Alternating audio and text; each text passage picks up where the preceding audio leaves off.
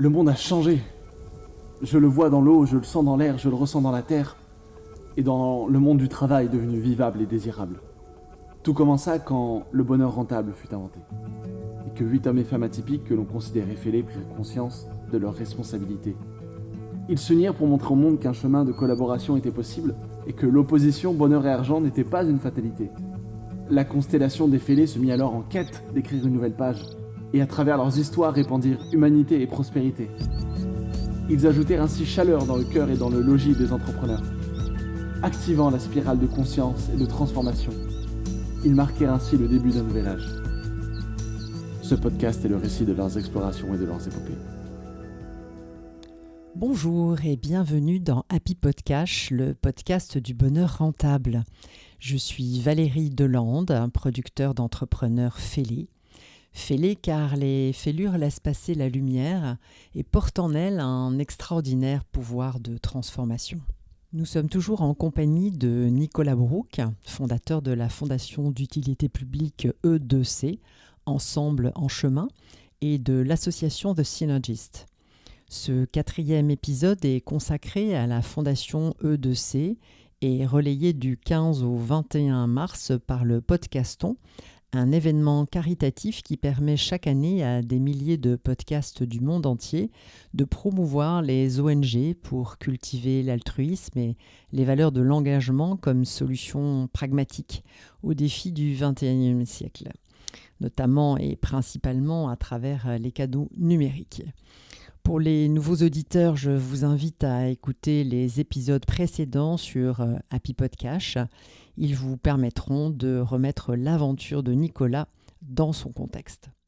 Bonjour Nicolas, ravi de te revoir. Je rappelle que les 3 premiers épisodes nous ont permis de parler de ton capital identitaire, puis de l'impact de l'arrivée de ton fils Hugo qui est né avec une paralysie cérébrale.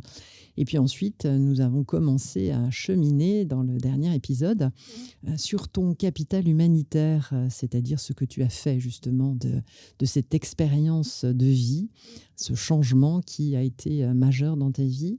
Et la première activité que nous avons vue la dernière fois, c'est celle de The Synergist, où tu as lancé des programmes de recherche internationaux dans le domaine de la santé de façon co-créée avec des plateformes multipartites et collaboratives et qui sont aujourd'hui un peu partout dans le monde. Je vous invite à écouter cet épisode évidemment et même les précédents. Mais aujourd'hui, c'est l'épisode du podcaston.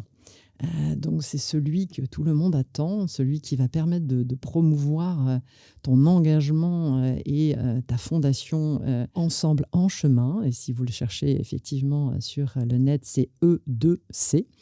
Nous allons bien sûr revenir sur ce parcours de vie, puisque tu as commencé ce chemin dès la naissance, enfin presque pas dès la naissance, peu après la naissance d'Hugo, en tout cas en vue de sa scolarisation.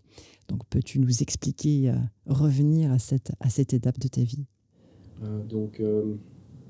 On se retrouve avec des gens qui se battent tous les jours avec des moyens dérisoires, que ce soit en Belgique, en France ou ailleurs. C'est assez incroyable de voir comment les familles, les écoles, les centres de jour en fait sont toujours sous-financés, sous-supportés. Donc c'est un élément important de la dynamique qui se crée. Derrière ça, en fait, on rejoint cette école et très très vite, en fait, un couple d'autres parents nous dit il y a une association de parents qui est en train de se créer et nous c'est presque normal, nos parents avaient toujours été dans l'association de parents. Oui, bien sûr, ça fait partie du rôle des parents d'être dans l'association de parents, mais au bout du compte, il y a 7-8 personnes actives dans cette association de parents. Et on parle, on a des projets, on organise c'est des petites choses à la base. Et puis tout à coup, on entend c'est un papa qui verbalise le fait qu'après cette école primaire dans laquelle Hugo est, en fait, il n'y a pas de suite. Et donc c'est assez interpellant. Et donc, s'il y a une suite, elle est soit pas adaptée, soit très très loin. Et donc l'exemple qui est donné, c'est 2 fois 2 heures de bus par jour pour aller Une dans contrainte cette école supplémentaire. secondaire.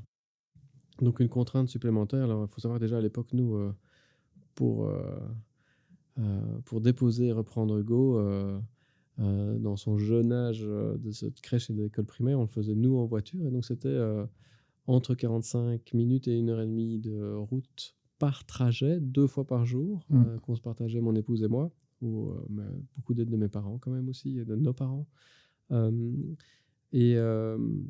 Cette idée que ça passe encore à 2 heures en plus, enfin 4 heures, alors soit on allait devoir déménager, soit fallait trouver une autre solution. Et donc l'autre solution, c'était de créer une autre école.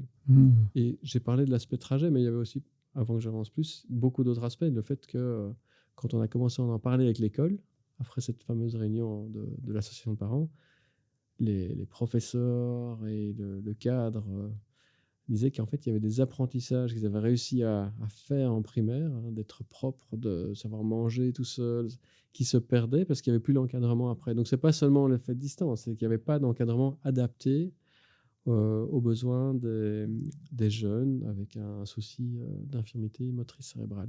Et donc avec un risque de régression à la clé, quoi, alors là, ce qui est terrible. Je parlais de ces petites victoires dans les épisodes précédents. Impossible d'accepter ça pour nous. Évidemment.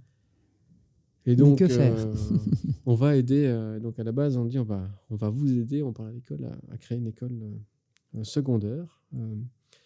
Et puis là, donc ça c'est un projet qui, entre le jour de l'ouverture des portes et le commencement, c'est 7 ans. 7 ans. 7 ans de maturation.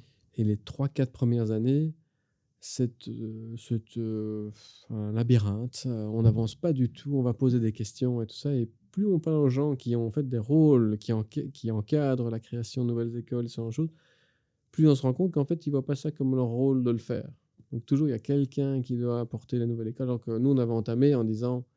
On va aider, s'il manque des fonds, on ira voir pour trouver des fonds. S'il faut trouver un site, on va essayer de trouver un site. Mais on ne pensait pas qu'on allait devoir être porteur de projet. Ce sont on papas, est un groupe de 3-4 couples de parents. D'accord. Et on a une chance incroyable, c'est qu'on a des profils très, très complémentaires. Une chance ou... Oui, je pense quand même qu'on revient, je vois par rapport à Nino, je vois à d'autres profils de parents qui sont dans l'école, qui en fait, eux, ils sont dans un contexte économique, social complètement différent, et ils ont coulé. Et donc, ils ne peuvent pas s'investir dans une association de parents. En général, ils arrivent à survivre en fait, beaucoup. Et donc en fait, quand je parle qu'on est 3-4 couples de parents, c'est 3-4 couples de parents on a eu la chance d'être dans un cocon avec des amis, une formation et ce genre de choses qui nous ont permis de rester la tête au dodo, ce qui n'est pas gagné. C'est sûr, je souris juste dans la chance parce que je pense qu'on attire la chance et qu'effectivement les groupes aussi homogènes se forment parce que justement on avance, parce qu'on a une vision et qu'on attire à soi finalement les gens qui sont complémentaires et qui viennent pour bâtir ensemble quelque chose. C'est en tout cas ce que j'ai pu observer. C'est pour ça que je me permets de dire chance. Donc la chance, mais donc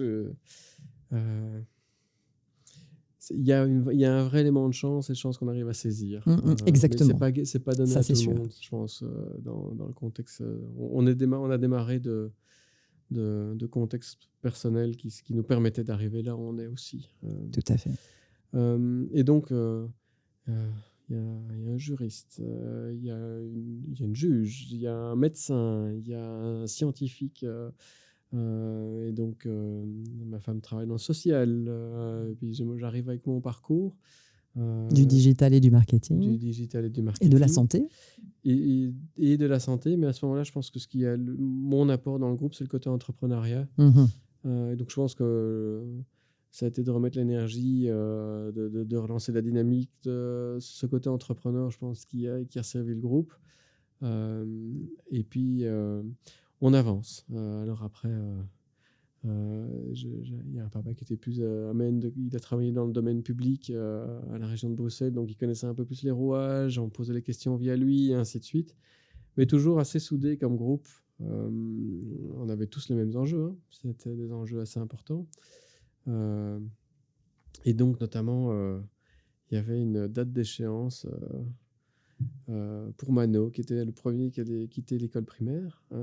Et donc, il lui fallait une école secondaire au moment où il allait sortir. Et donc, ça, c'était un peu notre date butoir. Mais on n'avançait tellement pas. Par rapport à tout ça. Et puis, tout à coup, il y a plusieurs dynamiques qui se sont mises en place. Il y a quelqu'un qui est arrivé, on visitait un bâtiment qui allait peut-être pouvoir devenir l'endroit de l'école. Et là, on se heurte à... On n'a pas encore de plan. On fait des choses, mais il n'y a rien qui prend forme. Et là, il y a une personne qui arrive, qui est de nouveau une de ces personnes qui va venir changer la donne. Et donc, moi, je ne sais pas qui c'est dans ce contexte, mais je vois aux réactions des autres que c'est quelqu'un d'important. Il a demandé de rester anonyme, donc je ne mentionnerai pas son nom, mais donc c'est quelqu'un, en tout cas dans le contexte belge, que beaucoup de monde connaît, et qui lui a sa propre fondation et ce genre de choses, mais qui a un intérêt personnel, il est engagé personnellement dans la cause du handicap. Ah non. Je ne sais même plus comment il arrive dans cette petite réunion pour visiter un bâtiment, et puis à la fin on débrief, et je verbalise qu'on a toujours ce même problème quand on voit des gens qui ont un bâtiment et qu'on leur dit on cherche un bâtiment, mais on n'a pas encore l'argent. Ils nous disent revenez chez nous quand vous aurez de l'argent. Et puis quand on dit à des gens qui pourraient avoir de l'argent, qu'on n'a pas encore de bâtiment, on dit revenez chez nous. Et donc en fait on le monde attend. On n'a rien pour bâtir. Et cet homme nous dit ah non, hein, là vous arrêtez tout de suite. Vous prétendez que vous avez de l'argent, puis on verra par la suite. Et là, on s'est retrouvés dans des situations... ça m'a vraiment appris à mettre cette énergie positive quand il n'y en a pas. Parce que donc, on s'est retrouvés dans des situations où les gens disaient « Vous avez de l'argent ?» Bien sûr, on a de l'argent. Un rôle à jouer, là, du coup. Parce que la transparence habituelle, l'humilité, on la met un peu de côté pour... Là, j'ai dû vraiment passer au-dessus de... Ah oui. Mais je me suis rendu compte très, très vite que la discussion changeait complètement. Exactement. Et je commençais à développer un peu ce genre, on verra bien ce problème, on gérera les problèmes quand ils viennent. Donc j'avais un peu plus confiance aussi dans ce donner le temps au temps, et pas essayer de tout régler au premier jour du projet. Et donc c'est ce qui s'est passé en fait. À partir de ce moment-là, on est rentré dans une dynamique où chaque brique est arrivée les unes après les autres. On a rencontré du coup des gens qui, entendant qu'il y avait un projet, qu'on ramait un peu, mais que ça commence à se dessiner, ils sont venus rajouter leurs touches. Donc de nouveau, on s'est très bien entouré. De nouveau, vous avez attiré les bonnes personnes, je dirais aussi. On a des attiré personnes qui ont donné des déclics, qui ont contribué à votre évolution personnelle. Parce que ce que j'entends, ce sont aussi des développements de compétences, finalement, par rapport à un état d'être, une personnalité que l'on a largement décrit dans les épisodes précédents, et qui là comprend que pour le sens, il y a peut-être quelques coups de canif à faire dans l'habitude et à prendre un nouveau regard peut-être. C'est même pas un canif évidemment. C'est un nouveau regard sur la situation au service de la situation. Et ça fonctionne. Oui, et un compromis, mais pas une compromission, c'est ça. J'ai envie de dire. Et en fait, je me suis rendu compte, après, c'est devenu une manière d'opérer dans tous mes projets, donc je peux revenir là-dessus, mais il y a tellement de gens qui sont là pour voir le verre à moitié vide. C'est tellement simple dans toutes les discussions qu'en fait, j'ai moins de problèmes pour moi arriver avec non seulement le verre à moitié plein, mais de faire comme s'il n'y avait pas de verre à moitié vide. Et donc, en fait, j'ai compris qu'il y avait tellement de gens, par facilité ou parce que c'est le caractère très développé en France, d'être négatif, ce genre de choses, ou en Belgique aussi par certains côtés. Non, on va y arriver, pas de souci. Oui, bien sûr, on a l'argent. Mais on s'est quand même retrouvé dans des conditions où les gens nous regardaient et vous avez l'argent, et on disait oui. Avec de l'aplomb. Avec de l'aplomb. On s'entraîne en fait. Hein. Dont des gens qui connaissaient un peu d'où on venait, ils se demandaient d'où est-ce qu'ils ont trouvé l'argent la dernière fois, ils n'en avaient pas. Mais donc on a vraiment eu des situations un peu rigolotes à ce niveau-là. Mais donc la dynamique, en effet, change complètement. Ah oui, la psychologie positive finalement. Exactement. Et donc là, il y a des supports qui arrivent. Il y a plein d'histoires rocambolesques. Il y a des gens qui avaient dit qu'ils allaient donner. Le projet fait 3 millions. Donc on finance la brique avec la fondation. et l'école et le centre de jour qui se retrouvent sur un seul site. Alors, ce qu'on n'a peut-être pas dit préalablement, effectivement, parce que pour toi, c'est très fluide, mais pour les auditeurs, il y a d'abord une école qui s'appelle la famille, et c'est cette école qui va essaimer quelque part avec la CIM, c'est ça? Exactement, oui. Donc, dans les méandres du système, on se rend compte que c'est beaucoup plus facile de faire des extensions que de faire des nouveaux centres, de nouvelles écoles. Et donc, la complexité qu'on a dans le système, c'est ce qui marche tellement bien dans cette école primaire de la famille, c'est qu'en fait, ils combinent dans la classe et le paramédical et le professeur. Donc, Hugo, quand il arrivait à l'école, il mettait sa veste au manteau, c'était un exercice du kiné. Il marchait jusqu'à son banc, c'était un exercice du kiné. Et puis, le professeur commence à prendre son rôle, mais le logopède est aussi là dans la classe, au lieu de sortir pour son heure de logopédie et faire que de l'heure de logopédie. Donc, c'est très, très intégré comme système. Mais donc, ça demande, dans le système tel qu'il est organisé en Belgique, et je crois dans beaucoup d'endroits, la partie centre de jour pour les logopèdes, les kinés, ce genre de choses, est autre chose que la partie école. Et donc, eux, je pense que cette école a plus de 50 ans, voire plus. Et donc, c'est quelque chose de complètement... c'est fait intégré. Et c'est intégré. Et donc, nous, on a mis en place... on devait trouver une école secondaire, parce qu'ils n'avaient pas l'agrément pour l'école secondaire, qui est donc la CIM, qui travaille avec le centre de jour de la famille. Et tous les deux ont fait une extension sur ce site pour 50 jeunes à Uccle, qui est un site magnifique en bordure de parc. Et donc, c'est le projet.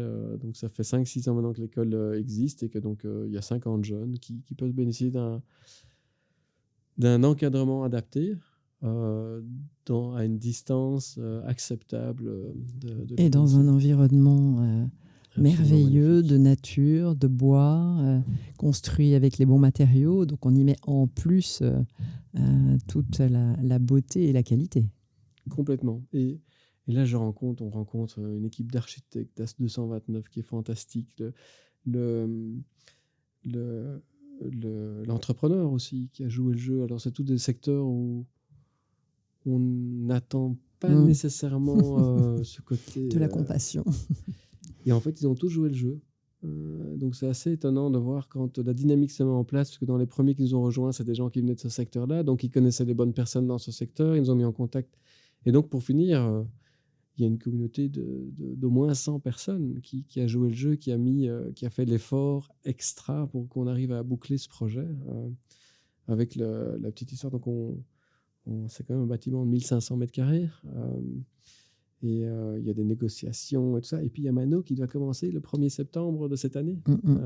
Il faut y arriver. Et donc, on s'est retrouvé avec le premier coup de pelle dans un terrain sur la commune d'Uccle, 9 mois avant l'ouverture de l'école. Est-ce que tout le monde dit, mais vous n'arriverez jamais à ouvrir et tout ça. Mais justement, l'entrepreneur, l'architecte, Jean-Jacques, qui nous avait aidé à concevoir, ils avaient tout prévu pour qu'en fait, on y arrive quand on avait du mal. Enfin, c'est pas qu'on avait du mal. Le processus de permis de construire prenait le temps qu'il prenait. Donc, en attendant, ils avaient avancé la conception, à savoir jusqu'où exactement quelle prise allait être. Et ainsi de l'anticipation. Et donc, on a fait personne n'y croyait. Et même nous, on mettait l'énergie positive, mais on avait du mal on commence à se dire qu'est-ce qu'on fait si le site n'est pas ouvrable au 1er septembre. Et en fait, le site est ouvert. Et alors, en chemin, c'est là que la fondation se crée pour pouvoir justement accueillir les fonds. Exactement. Donc, fondation d'utilité publique. On a aussi un notaire incroyable qui nous a aidés et qui a fait passer les choses. Pour créer une fondation d'utilité publique, il y a des délais. Et donc, en expliquant notre cas, cette fameuse histoire du 1er septembre et ainsi de suite, on a pu passer sur le haut de la pile dans des délais beaucoup plus courts que prévu. Et donc, on a réussi à surprendre beaucoup de monde. Et pour finir, c'est le résultat de cette centaine de personnes qui ont mis les petites touches à gauche, à droite, qui ont fait qu'on a pu aller beaucoup, beaucoup plus vite que prévu. Donc ça, c'est une très belle histoire, en fait, qu'on a menée comme ça, parce que chacun d'entre nous, on avait le problème très précis de notre enfant. Et puis, c'est que par la suite qu'on s'est rendu compte qu'en fait, c'est 50 jeunes par an qui en bénéficient, avec des parents qui sont venus nous témoigner des chouettes histoires par la suite. Donc, c'est vraiment, ça c'était le grand écart que je faisais avant, parce que j'étais dans l'implication des patients, dans le développement. C'est très système, c'est très dans des hautes sphères et tout ça. Et puis ici, là, sur le terrain, là, quelques kilomètres de chez nous, La réalité. la réalité. Donc, c'était un très chouette jeu de pouvoir jouer avec les deux. Ouais, bien sûr, alors, c'est la coexistence effectivement des deux systèmes qui donne aussi un équilibre. Et là, j'en profite pour redonner encore cette définition du bonheur rentable, hein, qui est effectivement l'art de savourer la vie en contribuant à améliorer celle des autres. Et là, finalement, tu commences à savourer mieux la vie toi-même, avec ta famille, avec Hugo, tout en contribuant à l'améliorer pour 50 enfants. Donc c'est un projet merveilleux, une fondation qui porte ça, avec des partenaires bien sûr, hein, tu n'en as pas parlé, des partenaires financiers, d'autres fondations, c'est ça ? Tout à fait, donc justement là, ça c'était... Donc il y a les partenaires financiers et puis les partenaires tout court. Donc la commune d'Uccle, par exemple, nous a octroyé un bail amphithéotique pour pouvoir occuper ce terrain. Les partenaires financiers, donc c'est des autres fondations qui ont chacune leur modèle. Donc là, j'ai découvert de l'innovation philanthropique avec notamment une de ces organisations qui, au lieu de donner de l'argent pour acheter ou louer un lieu, le gardent dans leur portefeuille à eux, pour une partie en tout cas, parce que comme ça, ils créent un portefeuille social, immobilier social. Si jamais l'école devait fermer et tout ça, eux, ils l'attribueraient à une autre. Et donc, ils gèrent ça en professionnel de portefeuille immobilier. Parce que, de nouveau, hein, ce serait insulaire de penser que chaque école doit gérer son propre immobilier et ainsi de suite. Ici, ils créent ça. Et donc, ils font des choses fantastiques. Il y a des restaurants inclusifs où ils ont pu décharger le restaurant inclusif ici, avenue Louise, par exemple, de leur charge immobilière pour qu'ils puissent se concentrer que sur l'activité du restaurant. Et donc ça, c'est le genre d'initiative qui venait de monde que je ne connaissais pas du tout, et des gens qui apportent beaucoup d'innovation. Et il faut réussir à... Alors, bien sûr, hein, après, eux, c'est un des contributeurs. Il faut trouver un modèle qui arrange tout le monde. Et donc, il y a pas mal de... Quand on travaille ensemble comme ça, il y a pas mal de petits compromis à gauche, à droite à faire, mais tout le monde les a fait. Et donc, ça s'est très bien passé. On peut les citer, peut-être, ces fondations. Alors, il y a la fondation qui a ce modèle de portefeuille immobilier social, ce sera CPRIV. Il y a la fondation Claude Beckers qui ont contribué directement en termes de fonds. Il y avait bien sûr un peu de fonds propres de l'école et du centre de jour. Et il y a une dernière fondation... Fondation Roi-Baudouin ? Non, pas la Fondation Roi-Baudouin.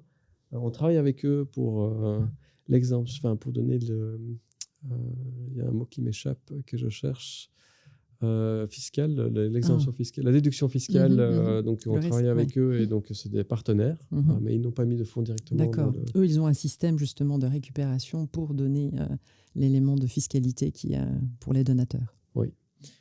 Donc... et alors une dernière fondation qui a participé, qui est une fondation basée en Suisse, c'est la fondation Roger de Spoelberg, qui a beaucoup contribué au projet aussi. Donc là, on retrouve un peu, c'est pas un peu, pleinement, toujours cette équipe, toujours ce collaboratif qu'on a largement explicité dans les épisodes précédents. C'est ensemble, et c'est bien le nom qui a été donné d'ailleurs à la fondation, c'est ensemble que l'on peut bâtir, et c'est à tous les niveaux. Parce qu'il y a ce groupe d'origine, cette équipe de parents, il y a tous les partenaires qui sont venus apporter leur pierre à l'édifice, si je puis m'exprimer ainsi. Et puis, il y a aussi toute la partie financement qui se fait aussi de façon collaborative et intelligente pour arriver à délivrer un résultat magnifique qui, on ne l'a pas dit, tu vas peut-être nous l'expliquer aussi, est aussi atypique dans sa pédagogie, sa méthode pédagogique. C'est la pédagogie conductive. Et donc, c'est l'idée, j'y ai fait référence quand je parlais de l'intégration du soin de santé, du développement au niveau de la santé et de l'éducation. C'est rare, en fait, de combiner les deux. Alors, au niveau secondaire, en Belgique, c'est un pilote. C'est la première fois que ça s'est fait. Mais donc, au niveau du primaire, c'est ce que nous, en tant que parents, on avait tellement aimé. Qu'Hugo, en fait, il n'allait pas chez la logopède, puisqu'il faisait de la logopédie dans le contexte de sa classe avec des professionnels. C'est juste une manière différente d'organiser le temps des professionnels. J'ai appris à comprendre qu'il y a beaucoup d'enjeux pour ces professionnels. Un kiné n'a jamais appris à travailler sur le regard des autres, éventuellement d'autres kinés, mais pas d'autres professionnels de la santé. Et alors, l'idée principale de la pédagogie conductive, c'est qu'il y a un conducteur, parce que c'est un élément très important. Merci de me poser la question. En fait, ce qui est très, très dur pour nous, les parents, c'est qu'à chaque fois qu'on va voir quelqu'un, il faut faire des exercices, il faut en faire plus. Alors, il y a le kiné, la logopède, ainsi de suite. Et donc, à la fin de la journée, à la fin de la semaine, Hugo, il devrait faire encore 5 jours d'exercice à la maison.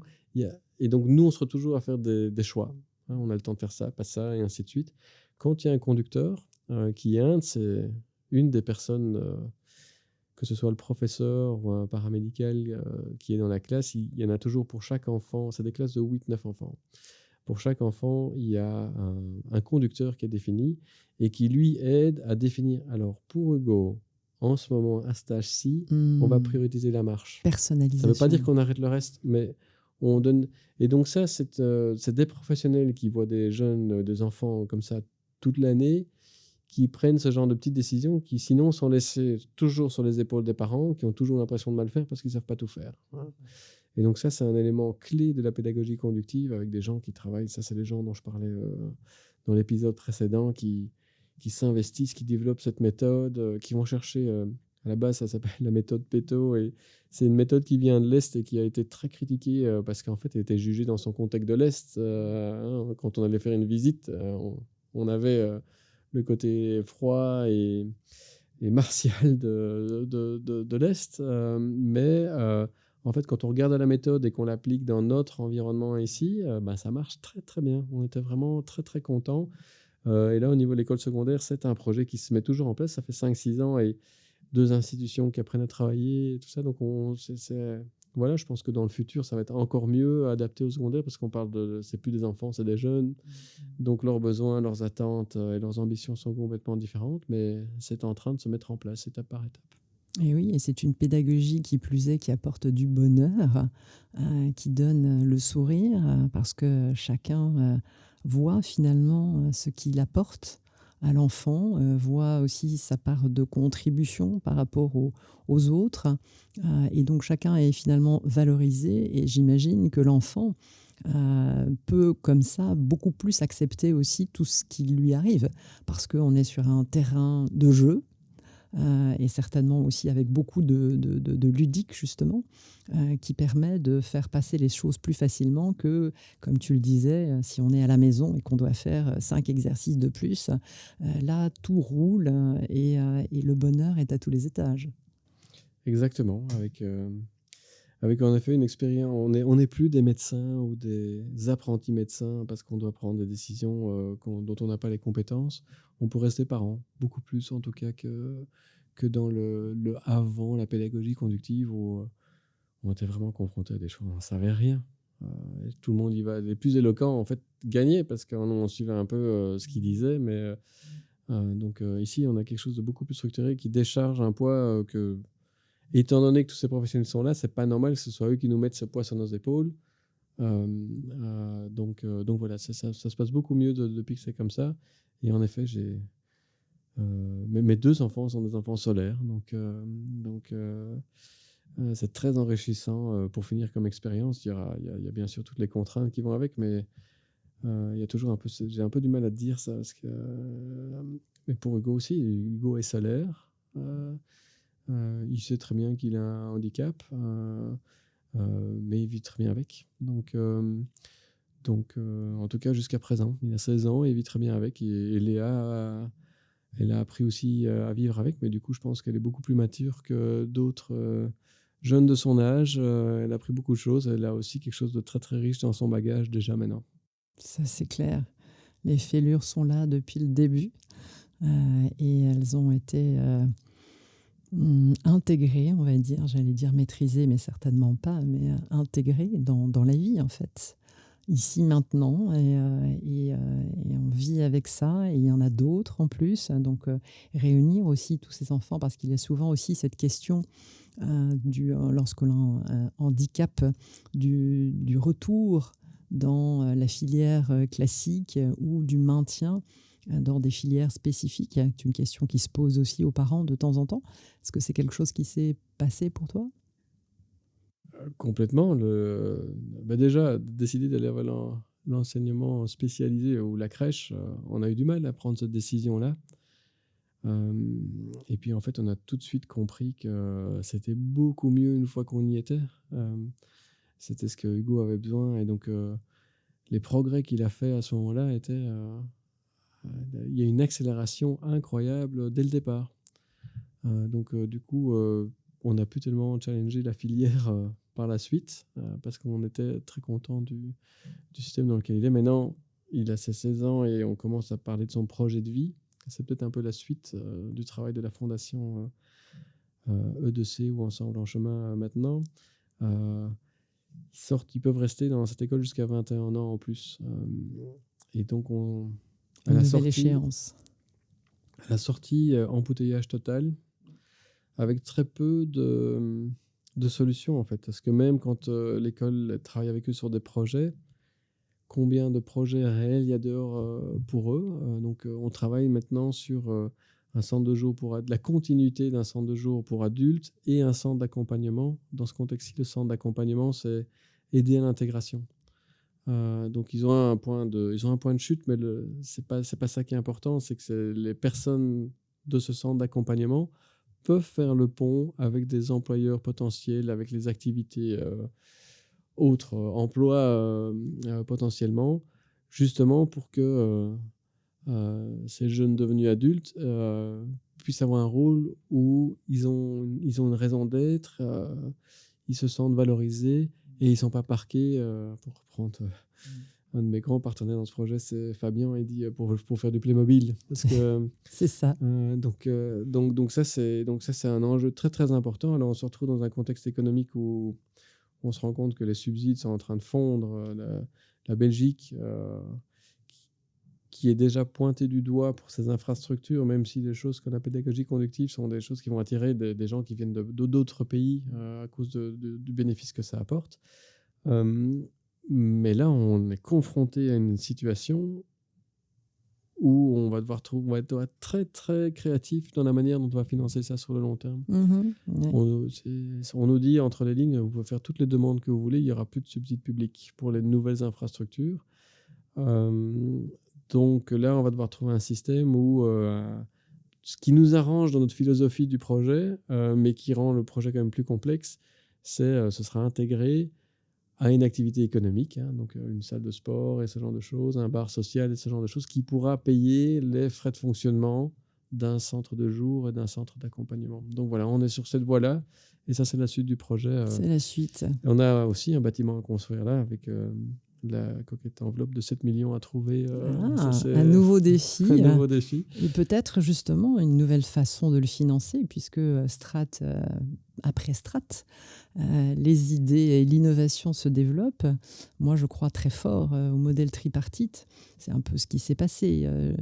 Mais le tripartite qui implique aussi justement le monde du privé et le monde du public, parce qu'on le sait évidemment, les ONG, les associations ont de moins en moins de subsides parce que l'État n'est pas un puissant fond, et qu'il y a de plus en plus d'initiatives et d'engagements. Qui plus est, donc il y a aussi des priorisations. Donc ça veut dire que moi j'imagine en tout cas avec le bonheur rentable une réunification quelque part du monde du privé et du public par le fait qu'il faut aussi un modèle économique.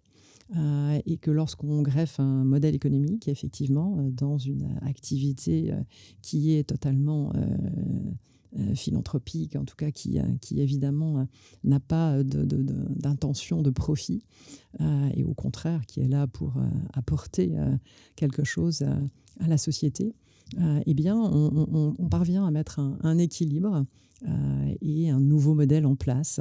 Et je crois que cette fondation, telle qu'elle est aujourd'hui, avec ce nouveau défi et cette nouvelle ouverture, sera certainement un exemple à suivre de près. J'espère. Et en effet, le secret, je pense, pour toutes les activités qui sont dites philanthropiques aujourd'hui, c'est de trouver un moteur économique qui peut au moins en partie répondre aux besoins financiers, parce que la philanthropie ne va pas réussir et la manière dont ça évolue, ça ne va pas réussir à financer tous les besoins qui sont déjà là aujourd'hui et qui sont encore à créer pour la suite. C'est sûr qu'il y a beaucoup de bonnes âmes qui contribuent, mais ça n'est pas suffisant, ça n'est plus suffisant. Donc, pour moi, c'est une bonne chose de réunir les domaines économiques avec les domaines sociaux, sociétaux, pour qu'ils soient justement représentatifs du bonheur rentable. Eh bien, merci beaucoup, Nicolas, pour ce partage. J'invite évidemment les auditeurs à écouter toute l'histoire de Nicolas depuis le premier épisode et celui qui va suivre, parce qu'il y en aura encore un.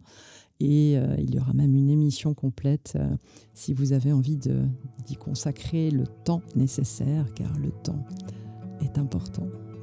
Merci beaucoup, Valérie. Au revoir. Ce podcast est le récit de leurs explorations et de leurs épopées.